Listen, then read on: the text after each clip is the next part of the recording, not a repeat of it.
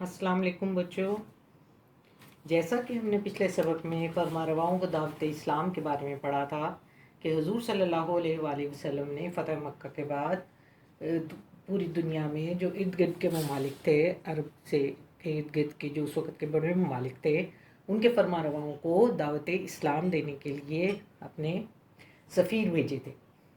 سب سے پہلے ہم نے پڑھا کیسر روم کو جو خط بھیجا تھا، اس کا متن بھی آپ کی کتاب میں موجود ہے، اور اس کے بعد کسرا ایران اور کیسر روم جو تھا وہ اگرچہ اس وقت ابو سفیان سے اس نے سوالات کیے، لیکن وہ دل سے اسے سمجھ آ گئی تھی، اسے معلوم ہو گیا تھا کہ یہ وہی نبی ہیں جن کی آمد کا ذکر جو ہے ان کی مذہبی کتابوں میں موجود ہے، لیکن وہ اپنے درباریوں کے ڈر کی وجہ سے اس نے اسلام قبول نہیں کیا تھا۔ اور کسرا ایران جو تھا، اس کو جس وقت خط ملا تو اس نے اس وقت حضور صلی اللہ علیہ وآلہ وسلم کا نام اپنے نام کے اوپر لکھا ہوا دکھا تو اس نے غصے سے خط کو ٹکڑے ٹکڑے کر دیا، جس کا افسوس ہمارے نبی حضرت محمد صلی اللہ علیہ وآلہ وسلم کو بھی ہوا، اور انہوں نے کہا کہ اس کی جس طرح اس نے خط کے ٹکڑے ٹکڑے کیے ہیں، اس کی بھی سلطنت کے ٹکڑے ٹکڑے ہو جائیں گے۔ تو 6 ماہ کے اندر ہی اس کے بیٹے نے، ایران کے بادشاہ کے بیٹے نے، اس کو شرویہ نے اپنے باپ کو قتل کر دیا، اور اس طرح اس کی سلطنت بھی ٹکڑے ٹکڑے ہو گئی۔ تیسرا جو حکومت تھی وہ حبش کا بادشاہ نجاشی تھا۔ یہ عرب کا پڑوسی ملک تھا، اور وہاں پر جو نجاشی کے پاس جو خط لے کر گئے ہیں، حبش عربی، یہ آپ کے پیج نمبر 34 پر ہے، نجاشی کے نام جو خط ہے اس میں دیکھیے، اپنی بک میں کھول کے دیکھیں۔ حبش عرب کا پڑوسی ملک تھا، اس پر اسہمہ کی حکومت تھی، اور اسہمہ کو عرب لوگ نجاشی کہتے تھے، یہ نجاشی ہی کا ہی نام ہے۔ اس کے پاس جب آپ صلی اللہ علیہ وسلم کا نام مبارک پہنچا تو اس نے اس بابرکت خط کو چوم کر آنکھوں سے لگایا۔ حضور صلی اللہ علیہ وآلہ وسلم کے چچا زاد بھائی حضرت جعفر بن ابی طالب دوسرے مسلمانوں کے ساتھ حبش میں ہی پناہ گزین تھے۔ نجاشی نے ان کو اپنے پاس بلوایا اور اسلام میں داخل ہونے کا اعلان کر دیا۔ حضور صلی اللہ علیہ وآلہ وسلم کی خدمت میں عقیدت نامہ بھیجا۔ نجاشی کا انتقال سن ہجری 8 میں ہوا تو حضور صلی اللہ علیہ وسلم نے مدینے میں اس کی نماز جنازہ ادا فرمائی۔ اگلا خط جو تھا وہ والی مصر کو بھیجا گیا۔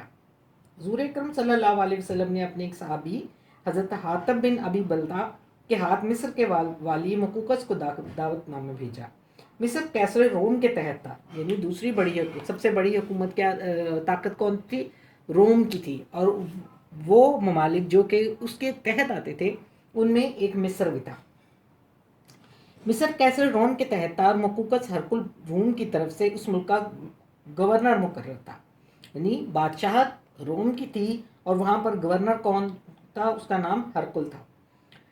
ملک کا سرکاری مذہب عیسائیت تھا۔ مقوقس نے حضرت حاتب کی تعظیم کی، عزت و احترام کے ساتھ انہیں مہمان رکھا۔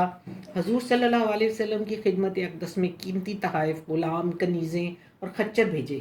ایک سفید خچر کا نام دلدل تھا، جو حضور صلی اللہ علیہ وسلم کی ذاتی سواری میں استعمال ہوا۔ ایک کنیز کا نام ماریہ رضی اللہ تعالیٰ عنہ تھا۔ آپ نے انہیں شرف زوجیت بخشا۔ ان کے بطن سے حضور صلی اللہ علیہ وآلہ وسلم کے صاحبزادے حضرت ابراہیم رضی اللہ تعالیٰ عنہ پیدا ہوئے، جو شیر خوارگی میں ہی فوت ہو گئے۔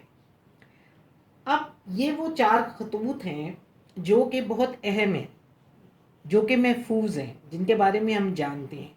اس کے بعد کیا ہوا کہ جس وقت یہ خطوط بھیجے گئے تو ان کا دین اسلام کی تبلیغ پر کیا اثر پڑا؟ حضور اکرم صلی اللہ علیہ وآلہ وسلم نے ان کے علاوہ بھی اور کئی حکمرانوں اور امیروں کو ایسے ہی تبلیغی خطوط ارسال فرمائے تھے۔ جیسا کہ میں نے آپ کو پہلے بتایا تھا کہ صرف یہ 4 لوگوں کو ہی نہیں خطوط دیے گئے تھے، یہ تو اہم بادشاہ ہیں جن کو بھیجے گئے تھے، اس کے علاوہ اور بھی دوسرے ممالک تھے جن کے بادشاہوں کو خطوط بھیجے گئے تھے۔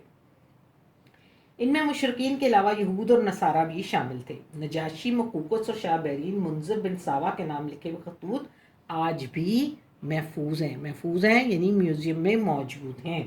ان خطوط کے ذریعے کئی حکمران مسلمان ہوئے۔ یہ کیا ہوا؟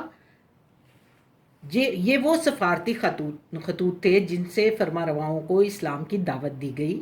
یہ 4 جو تھے یہ ہمارے پاس کیونکہ ہماری ہسٹری میں ہیں، اور یہ ہمارے پاس ایویڈنس کی صورت میں ہمارے پاس ہمارے نبی حضرت محمد صلی اللہ علیہ وسلم کے اسلامیہ میوزیم میں یہ چاروں خطوط موجود ہیں، اس لیے ان کو زیادہ اہمیت حاصل ہے۔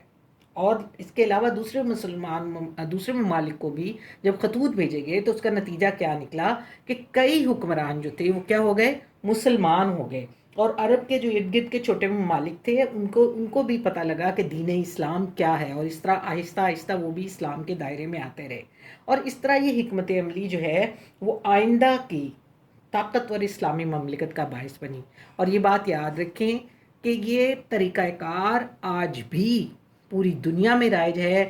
ہر ملک کے سفارتکار جو ہیں وہ دوسرے ملکوں میں موجود ہوتے ہیں، ان کے نمائندے موجود ہوتے ہیں۔ جب دین اسلام آیا تو دین اسلام کے سفارتکار دین کا پیغام لے کر دوسرے ممالک میں گئے، حضور صلی اللہ علیہ وآلہ وسلم کے خطوط لے کر ان ممالک میں گئے، خیر سگالی کا پیغام لے کر گئے اور ان کو دین اسلام کی دعوت دی۔ جن کو اللہ نے ہدایت دی ان لوگوں نے اسلام قبول کیا اور دین کے دائرے میں آتے چلے گئے، اور اس طرح مضبوط اسلامی مملکت مکمل ہوئی۔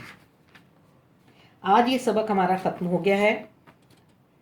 اس کے بارے میں تمام جو ریٹن ورک ہے، جو سوال جواب ہیں، وہ آپ کو میں PDF میں بھیج دوں گی، آپ ان کی تیاری کریں، اور اس کے بعد جو ہے وہ آپ کو ٹیسٹ دینا پڑے گا۔ ٹیسٹ ہمارا یہ تبلیغی ایمان و عبادیات کا ٹیسٹ ہو گیا ہے۔ اس کے بعد اگلے ہفتے میں پھر آپ کو بعد میں ٹیسٹ دوں گی کہ کس دن آپ کا ٹیسٹ ہوگا۔ پہلے یہ آپ کا یہ ایمان اور عبادیات کا ہے، اس کے بعد کا ٹیسٹ ہوا ہے، اس کے بعد پھر آپ کا اگلے چیپٹر کا ٹیسٹ ہوگا۔ وہ دن میں آپ کو بعد میں بتاؤں گی، لہٰذا آپ سب ساتھ ساتھ اپنے سبق کو دہراتے رہیں تاکہ آپ کو ساتھ ساتھ ہی یہ یاد ہوتا رہے۔